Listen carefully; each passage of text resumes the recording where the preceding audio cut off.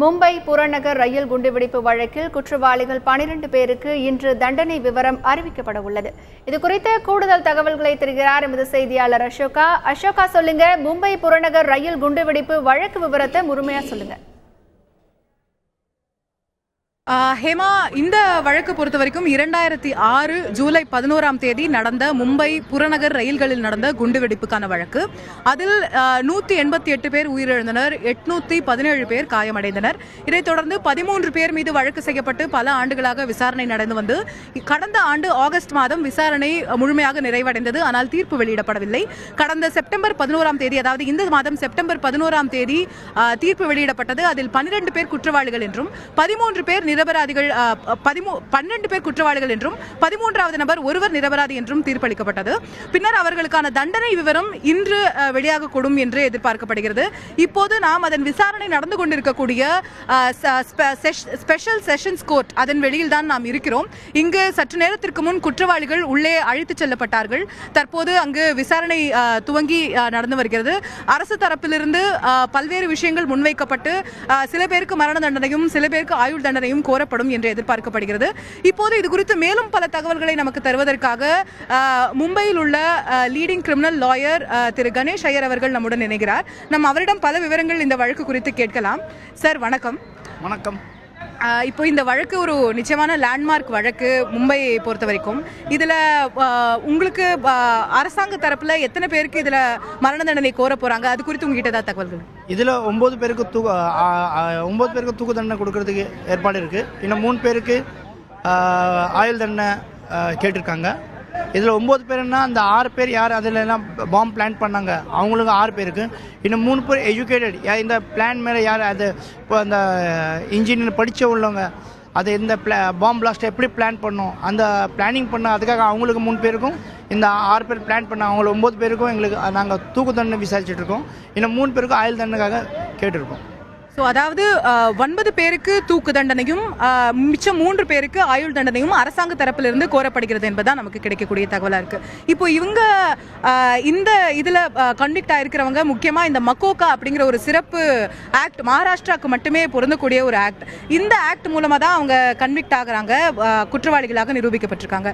இந்த ஆக்டில் இருக்கக்கூடிய சிறப்பு அம்சங்கள் என்ன? இதனால் இந்த வழக்குடைய தன்மை இந்த ஆக்டால் எப்படி இன்ஃப்ளூயன்ஸ் ஆகுது?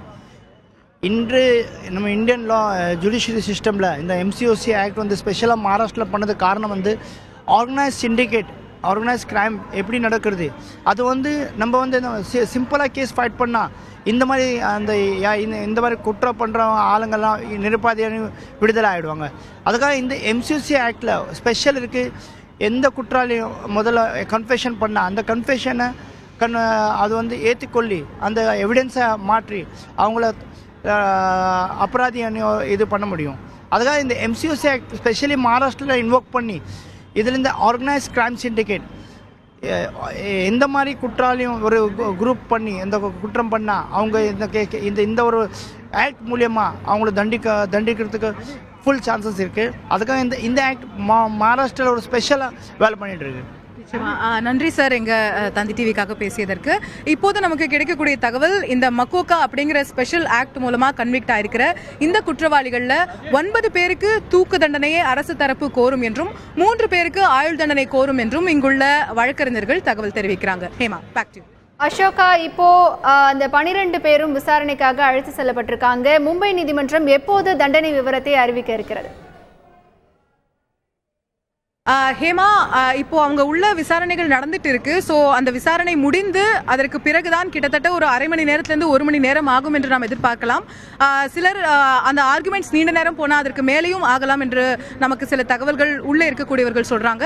ஸோ இதனுடைய தீர்ப்பு அவங்க 2 தரப்பிலையும், அதாவது அரசாங்க தரப்புடைய இவ்வளவு தண்டனை வேணும் அப்படிங்கிற அவங்களுடைய வாதங்களும், அதே மாதிரி குற்றவாளிகள் தரப்பிலிருந்து தண்டனையை குறைத்து வழங்க வேண்டும் என்ற வாதங்களையும் அவங்க முன்வைப்பாங்க. இந்த 2 வாதங்களும் முடிவடைந்த பிறகுதான் ஸ்பெஷல் நீதிபதியாக இருக்கக்கூடிய யாத்தின் ஷிண்டே ஃபைனலா அவருடைய தீர்ப்பு என்ன இதுல அப்படிங்கறதை வெளியிடுவார். ஹேமா. அசோகா, ஒரு முக்கியமான வழக்குல தண்டனை விவரம் அறிவிக்க போறதுனால சிறப்பு நீதிமன்றத்துல என்ன மாதிரியான பாதுகாப்பு ஏற்பாடுகள்லாம் செய்யப்பட்டிருக்கு? நிச்சயமா ஹேமா, நீதிமன்றம் மட்டும் இல்லாம மும்பையை சுற்றியே பல இடங்கள்ல ஸ்பெஷல் பாதுகாப்பு ஏற்பாடுகள் செய்யப்பட்டிருக்குன்னு சொல்லலாம். இங்கே இந்த நீதிமன்ற வளாகம், இந்த சிறப்பு நீதிமன்ற வளாகத்துல பார்த்தோம்னா வெளியில போலீசார் நிற்கக்கூடிய காட்சிகள் நம்மளால இங்க இருந்தே பார்க்க முடியும். அதே போல இந்த ஒரு பெரிய வீதி முழுவதும் நம்ம அந்த பக்கம் எல்லாமே போலீஸுடைய வாகனங்கள், குண்டு தொலைக்க முடியாத வாகனங்கள் போன்றவை அந்த பக்கம் நிறுத்தி வைக்கப்பட்டிருக்கின்றன. மும்பை நகரம் முழுவதுமே கிட்டத்தட்ட ஒரு 100 இடங்கள், ஒரு சென்சிட்டிவாக இருக்கக்கூடிய இடங்கள், பதற்றம் நிறைந்த பகுதிகள் என்று இங்கே போலீசார் அடையாளம் கண்டிருக்கிறார்கள். அந்த 100 இடங்களுக்குமே சிறப்பான பாதுகாப்பு ஏற்பாடுகள் செய்யப்பட்டு அங்கு ஸ்பெஷல் போலீஸ் டீம்ஸ் அனுப்பப்பட்டிருக்கிறது. அதே போல ஸ்டேட் SRPFல இருந்து ஒரு 6 கம்பெனிகள் டிப்ளாய் செய்யப்பட்டு மும்பை முழுவதுமே குறிப்பிட்ட பதற்றம் நிறைந்த இடங்கள்ல பாதுகாப்பு போடப்பட்டிருக்கு ஹேமா.